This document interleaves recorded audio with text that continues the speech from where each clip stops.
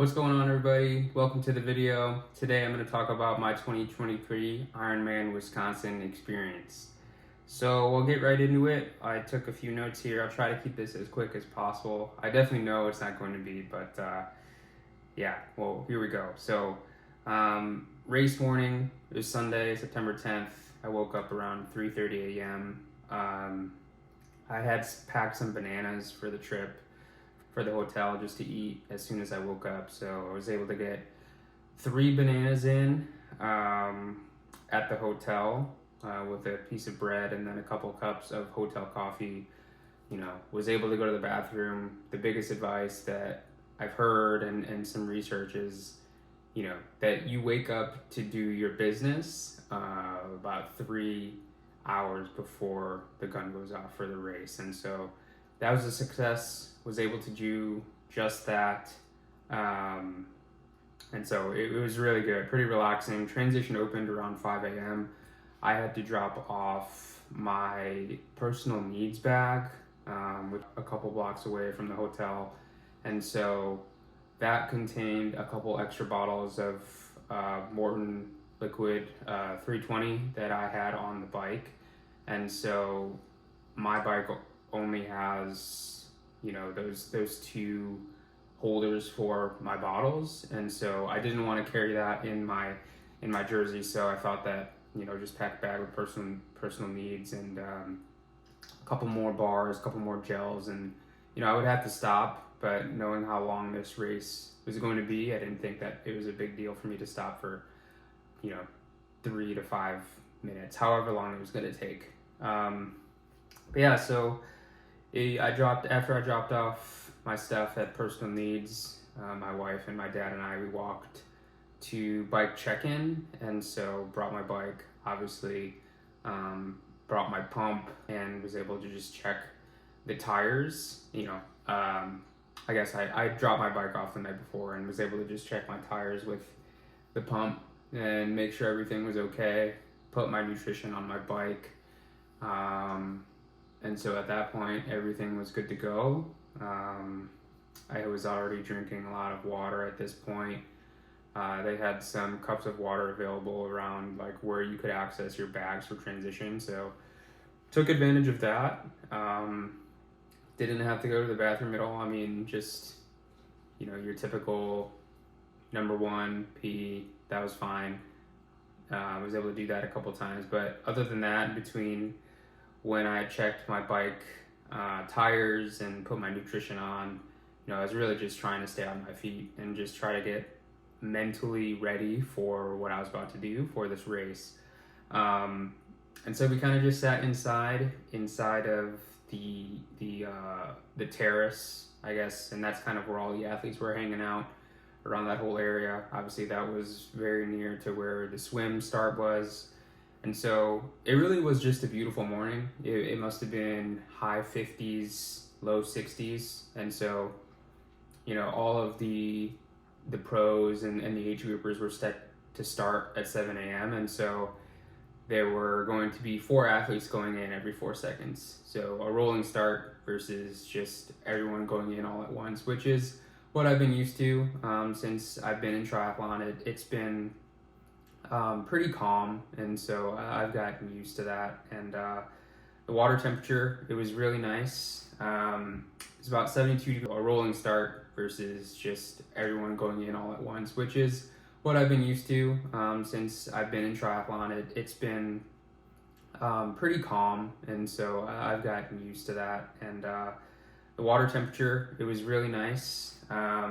It's about 72 degrees, I would say, and so it made it a really comfortable swim and just transition into the water just as soon as the gun went off and then as soon as I started. So entering the water, I was pretty calm. I mean, I took my hands, splashed it on my chest, my arms, kind of like I always do, and kind of just eased into it, make sure my heart rate was super low. I kind of just started swimming, and really from there, I got into a groove quickly. And I think that me really structuring my swim training and adding a lot of higher intensity this season in this training block really made me feel prepared for this swim. And that's kind of how I felt. I felt super strong. Was really focusing on my stroke, slowing it down, bringing it back, conserving energy because I knew it was going to be a long day. Felt super strong. Was really focusing on my stroke, slowing it down, bringing it back, conserving energy because I knew it was going to be a long day ahead of me. And so even when I knew I was going slow, I even tried to pull it back even more and go even slower. And so that was kind of my strategy. And even with that, I felt like the first lap just flew by. I mean, it was a good flow being around people that were going to be finishing around the same time I was going to finish. And so the overall flow was just great. And so I was targeting, anywhere between 110 to 120 total time. And I thought that on a really good day, a really good swim, I could probably finish between 115 and 117. And so I felt really good. I feel like I was on pace. I had no idea what time I was after that first lap. It's kind of impossible to just check your watch during a swim and see how fast you're going. But, I felt pretty good. And I guess midway through the second lap is kind of where I had to be a little bit more cognizant of the other swimmers around me. And so when you make that second lap, you kind of catch up to the people that are starting self-placed in the back of all the athletes that are in the race. And so I don't know why, but at one point I tried to squeeze in a small gap of two swimmers. I don't know why. I don't know why I thought that was a good idea, but I ended up getting elbowed like to the side here on my goggles. Luckily, I had my cap on top of my goggles. They're kind of wrapped around my head, right? So, they stayed on. There was no leaks coming out. But after that, I was like, I just stepped back, let them go, kept my head down, and kind of just rubbed it off, and just kept moving. So really lucky that my goggles stayed on and there weren't any issues in the water. And so on that second lap, it took a little bit more energy to sight and be aware of the other athletes around me. But, I ended up finishing my best swim in any triathlon that I've ever done. And so it was about 1:15, roughly there. I'll put the official time here below. But I felt strong. I felt that I finished strong, really got out of the water, stepped foot onto the pad after that second lap, and looked at my watch and was like, that was a really good swim. And when you work hard to that point, all the pieces come together and you execute, it feels great. And so at that point I was really pumped, spirits were high, and there were so many other thoughts racing through my head, right? Of like, you still have a long way to go, try not to get too excited about my swim. You still have, in my opinion, the toughest leg of triathlon, which is the bike, and Madison, they definitely make you earn it. And so I knew that, as I was making my way up the helix, I had some volunteers that helped me take my wetsuit off. I sat down, put my legs up, and they kind of just pulled the wetsuit off, and they did that for everyone, and it's great. All the volunteers in Ironman Wisconsin, thank you very much. I mean, you are all MVPs, and I'm going to continue to just say great things about the volunteers in Madison. It was just such an amazing experience for me, and I think all the other athletes will agree, and they would say the exact same. But yeah, so I made my way up the helix, and knowing how much climbing there was going to be on the 112 mile course, I was just mentally preparing myself for that. And so I found my bike gear bag in the terrace, in the Monona Terrace, and I knew that all I had to do is pick it up and run to the changing area. But your adrenaline is running so hot, so high, and so I thought I was gonna just change right there. And one of the volunteers was said, like, no, like, just grab it. You gotta go to the changing area. And so I was a little flustered for about a second, but was able to just keep moving, get to the changing area. And so another volunteer was able to just help me take out all my stuff from my bag and lay it out for me. And so that was really helpful, just to see what I needed, go through my mental checklist really quick as I'm going through T1. And so I grabbed a Morton salad on the go and started eating that as I was kind of walking to my bike, and I knew that this was going to be a long ride. And so I grabbed a Morton salad on the go and started eating that as I was kind of walking to my bike, and I knew that this was going to be a long ride. And so I went to the bathroom really quick before the bike, hopped in, hopped out, and walked over to my bike where another volunteer was able to hand me my bike. And before that, I was tightening my cleats, and you're just holding it, but I was doing that. And thank you very much, whoever you are.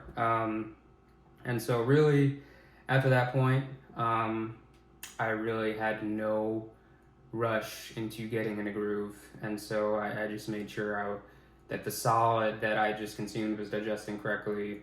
Take some water, some Morton liquid, and use this opportunity, use this bike as a way for me to just consume and fuel before the run. And that was kind of my strategy at the beginning. And so the first 20 miles, I kind of used as a warm-up, really focusing on a comfortable cadence, and it starts rolling really quick. And so I was changing gears really quick, and that kind of hit me early. It was like, this could potentially be a long day if you don't pace yourself. And so, I mean, I definitely kept that in the back of my head, and, you know, ultimately I think I kind of, well, we'll get into it later, but the bar and Martin gel, you know, it started to kick in, and I felt kind of really good after 20 miles, and I think I almost felt too good. I kind of wish that I would have pulled back. And so, you know, during these hills, you know, I'm on a road bike, and I think a road bike for hills like that, going at least uphill, are ideal. And so I kind of felt like in my gear changes, I was doing really well, and, you know, kind of passing people going on the uphills. And obviously people on the tri bikes, the aero bikes, they were passing me on the downhills. But, you know, I felt really strong at that point, around 30 to 40 miles, and thought, you know, this is going to be a great race. You're putting together a good swim, you're feeling good on the bike, and, you know, you're doing great. But about mile 45, you know, it was about an 8.5% uphill grade. I started to feel a cramp in my left quad. And so that was a little scary. It started to get a little scary of, you know, I've never really felt that before on a run, on a bike, really in any sport in my entire life. A cramp like that in my quad. I've always felt it in my calves, and that has always hurt, but never really in my quad. And so after I felt it in my quad, I could also feel something in my right hamstring. Again, haven't really felt that before. And mentally I was, you know, starting to get beat up, because physically my legs were starting to give.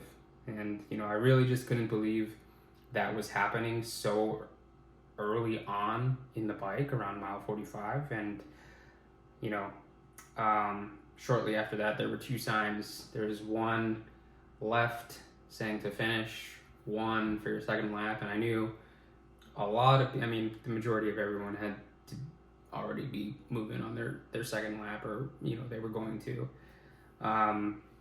You know, again, mentally, that was kind of just deflating, right? Of, you know, you're so beat up on this bike already.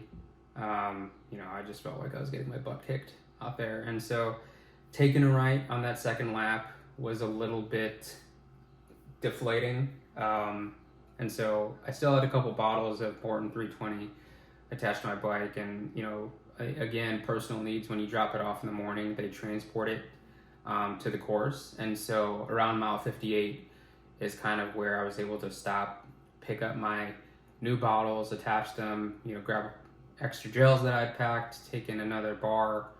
And that at that point I hopped in the portal again, hopped right out. And so it was maybe a total of about 5 minutes stop.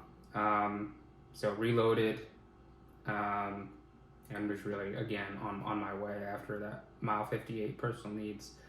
Aerobically, I felt good. I mean, the rest of my body was clicking. There wasn't anything um, from a cardiovascular perspective where that I was concerned about. Is really just my legs. And, in the past, in marathons and triathlons, I sweat quite a bit. And, I would always take salt tablets, maybe every 45 minutes to an hour. And for some reason, I thought that I didn't need it for this Ironman. And I think that I'm paid the price for that for sure, because after mile 45, when I felt my legs started to give, I can definitely feel my back starting to tense up and get intense soreness and stiffness, to the point every time I got up off the bike, it was unbearable. And so at that point, around mile 70, cramps were in both of my legs, both of my quads and hamstrings, kind of on and off. The pain was coming and going. And I was just getting rocked at this point. My legs were absolutely shot. It felt like back super stiff. Again, had never felt anything like this. And so it was really painful to push through. And I could see my average speed on my bike computer start to kind of trickle down. But at that point, I really didn't care. I really just wanted to make it to T2. That's all. Reevaluate from that point and just go from there. Just finish the bike and just take it, get yourself to T2, and that's it, and see what else you can do. That's really what I was thinking. And so I was going to another place mentally. I've never had to dig like that, even though my average pace wasn't fast. I was pedaling through intense discomfort throughout my entire body, and even down to my cleats and my feet. I started to feel intense pain in my toes. And so at this, with the amount of climbing, the hills became a little bit more grueling for me. But, in the middle of that second lap, I was just screw this, get through it, just push, just make it through, block it out. And so when I said block it out, that's when things kind of started to go my way. I finally saw the sign back to Madison around the 96, 97 mile mark. So at that point, my mood definitely changed. I definitely felt a sign, a point of relief, just to get off the bike after climbing for, literally well over a mile. So about 5,800 feet of climbing over the course of 112 miles. My condition after that, was definitely, I've never felt that. I've never felt that much pain. I've never felt that much discomfort physically, mentally. And so really started to doubt at this point, is this even worth it? You still have 26.2 miles left. You could be out there until 11, 12 o'clock at night. Is this even worth it? And so I made it to T2, got off the bike, unmounted off my bike, and I was wobbling. And so I grabbed my bike just to make sure I wasn't gonna fall over in front of all these people, in front of all these volunteers. My body was absolutely fucked. Excuse my language. It was just it was so fucked up in T2. My entire lower back was stiff. Both my legs just felt like they were gone. And so I feel like I was limping to the changing area, limping to get my run gear. And finally I sat down and, I unbuckled my cleats, bent over to do that, attempted to do that. And I almost fell over, front, this, and I literally couldn't do it. And I couldn't bend over even far enough to touch the bottom of my knees. That's how stiff my back was. So I felt like I was walking super hunched, really couldn't bend forward or sit upright. Yeah, really uncomfortable. And so really just took it super slow, sat down, and really just needed a moment. And so the intent for me to just get my cleats off. I took my helmet off, took my glasses off. That was fine. I could, at this point, there was everything, all my bike gear was still on. And, with my right cleat, the intent was to bring it all the way up to my right leg, rest it on my left leg, take my right leg, rest on my left, kind of like I'm tying a shoe, but, just take my cleat off from there. But as soon as I brought my leg up, my calf just immediately started tensing up and like cramping, and it took so much for me to not scream in front of all these other men that were changing, getting ready for the run. It was almost like embarrassing how much pain I was in from that cramp. But at that point, I thought, I can't even get my cleats off. Like, I need a few minutes. And so one of the volunteers was helping me again to take my stuff out. He had set it out, and just looked at me. I must have looked like I was in just such horrible shape, because he looked at me and he said, "Are you okay?" I said, "Yeah, I just need a few minutes." And he asked if I wanted a cup of water. I said, "Yeah, sure." And so he handed me a cup of water, just said, drink really slowly, take your time. And so 30 to 45 seconds must have gone by, and I swear, for those 30 to 45 seconds, I was this close to grabbing that volunteer and said, "Can you get a wheelchair, and can you just wheel me out of here and help me find my family? I don't think I could do this." But, in that thought, I thought, I had come all the way out here. I had trained so long for this. I had worked so hard for this. My family, my wife, they're all here. They're all waiting for me out there. And I'm looking around, and there's no one quitting. I mean, I think everyone is in just as much pain as me, if not more. They're definitely just not showing it, and I definitely tried not to. And so at that point, I felt like this was my Ironman. In that moment, I felt like you could either become one right now, push through this and become one right now, or quit, sign up 2 days from now, and try to do it again. And so I definitely just didn't want to quit. And so some inner part of me, some inner David Goggins in me was just fuck it, just keep going. And that's what I did. I took the cup, drank it, and kind of just was just seriously fuck it. So I just bent down, intense pain, excruciating, to take my cleats off. So that was a small win, just to push through that. And that from that point, I was able to get all my stuff off, and get my run gear on. And so I think in those few moments, I really just proved to myself that, I can do this. And, I practice what I preach. When things get really hard, you can't just quit. And for me, there's nothing harder physically, mentally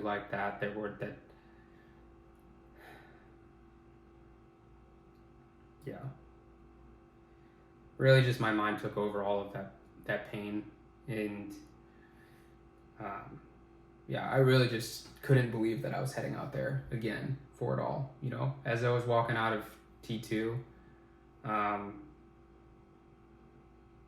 surprised myself on that whole experience in that moment of, really fighting back against myself in quitting.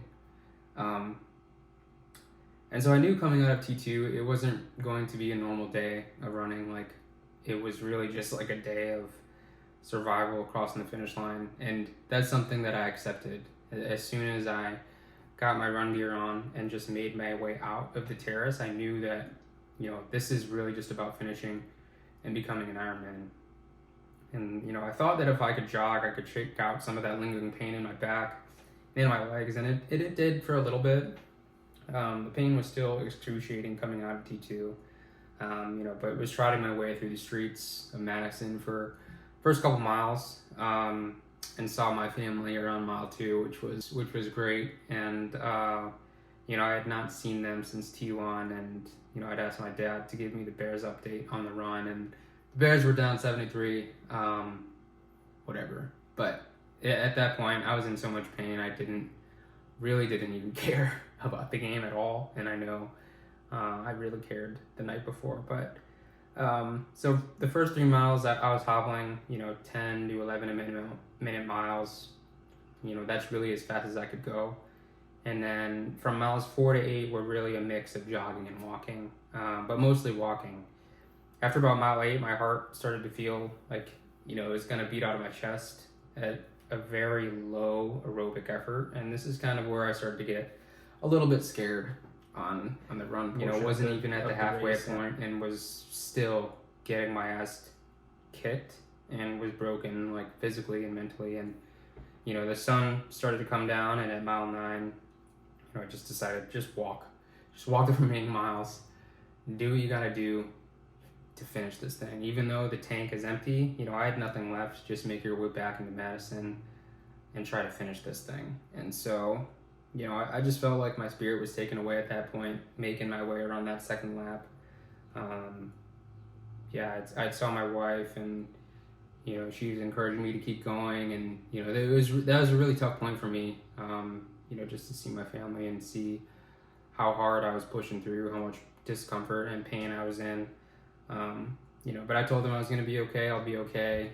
I'll take it slow, take my time. And there were a couple other people in the crowd that were telling me, like, you're going to be an Ironman today. Keep going. You got this. And so a lot of that encouragement, I think, if you're a spectator or an athlete out there watching other athletes, those small things, those small comments that you say to athletes out there, it goes a long way. And I took a lot of those words to heart and really just put my head down. Even though I was walking, I was really, really pushing. And so the sun went down. There were a lot less people in the crowd as the race went on. I was walking and was really slowing down, 16, 17, 18 minute miles towards the end. I was really limping, and I was in a ton of pain still. Around mile 18, I kind of saw someone over by the dorms of Madison. This was about mile 18. And it is my dad. And, I really can't describe how great it was to see him. And so he walked with me for a couple miles. I saw my wife around mile 20. She walked with me too for maybe a mile and a half.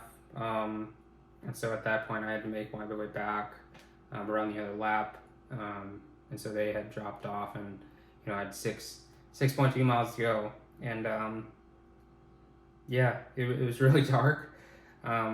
But towards the end, I was still walking. In the last 2 miles, there were maybe a group coming right behind me, and they were jogging and hobbling, and I thought that if they're pushing this hard, try to stick with this pack and try to finish with this pack. And so that's what I did in the last 2 miles. I don't know what it was that made me want to just hang with them, but I jogged, walked the last 2 miles, mostly walk, but when I jogged, it just felt like intervals out there, like mentally just get through 30 seconds, stop, walk, wait a minute, and then do it again. So I decided to stick with them all the way up to the finish. And when I made my way onto the red carpet, that turn, it was really just a sign of relief. Like, I had done this. I really couldn't believe it. And it is exactly what you'd expect that feeling to feel like. There are still a good amount of people at the finish reaching out, high fives. It's like what you see in all the movies, all the YouTube videos, all the trailers, all the highlight reels.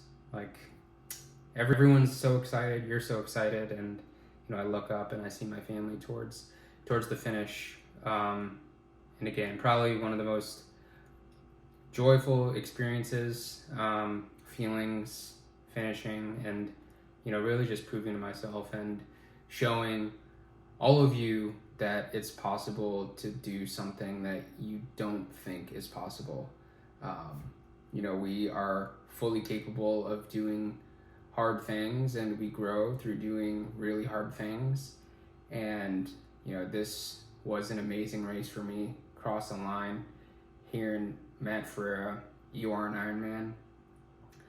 It was great, and just want to thank my family, friends, and you all for all the support, all the kind words that you've said in preparation leading up to the race, and everything that you have said after. This isn't the end though. Ironman may be the end. Definitely not for triathlon. 70.3 Olympic distance. It's okay. I think 140.6. Maybe you'll see me somewhere in another race at some point in the future, but not anytime soon. With that said, hope you all enjoyed that race recap. Tried to keep it uncut, unfiltered, and thank you all for watching, and I'll see you all in the next one.